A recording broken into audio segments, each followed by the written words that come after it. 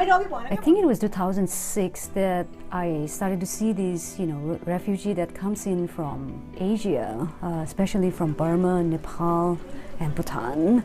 We decided to, have some program for them. Right?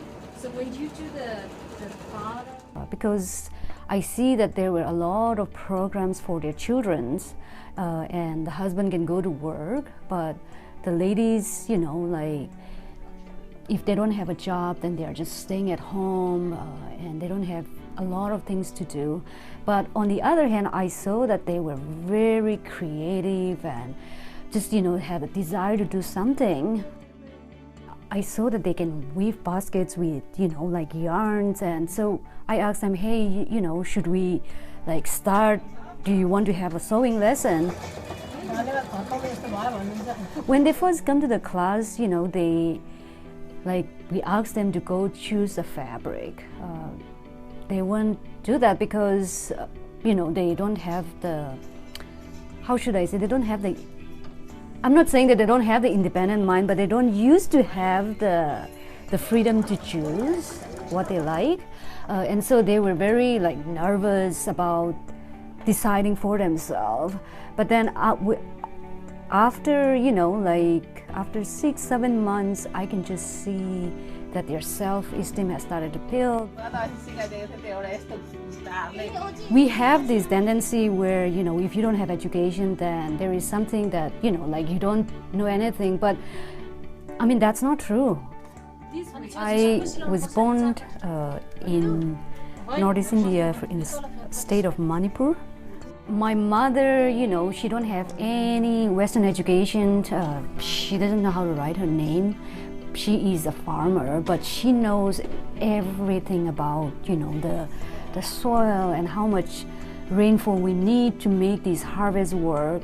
She has all of those, and I thought that was such a precious skills, because that not only sustained me, but my whole family. Most of my siblings got a very good education because my mother was there always encouraging us to do this. And so I think that, that is where I learned where we need to create space for each other. That is my goal and vision for Stitching Change, that we need to create a space for women to find their own creative voice. In my life, it's been a blessing, that I am very fortunate that a lot of the women that I grew up with are women that just make things happen. oh, you're doing it for her. When I started to think about sewing class, I was like, okay, what are we going to sew? And I just don't want them to give only the skills, you sew this and you learn how to do this, and then not help them what to do with that, right? And the bag comes to my mind, the reusable bags. And I am very conscious of the environment and, how it is affecting our life.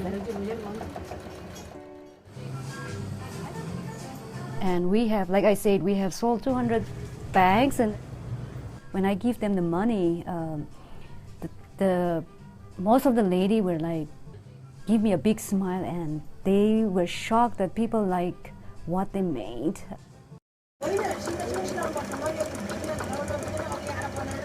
I mean, one of them come and told me that I made dresses for my daughter. With that bag, some of our ladies save up money, and 5 of our ladies already have a brand sewing machine at home. When I first started, I didn't have any money. Now, with the support of the community and people that likes what Stitching Change is doing, we have 7 brand new sewing machine, and we have 3 old that's uses, and we have 2 sergers. Once they are ready to help out, then I'm going to start using them as a teacher in the class. So anyway, that's how it started. I don't know anything about sewing.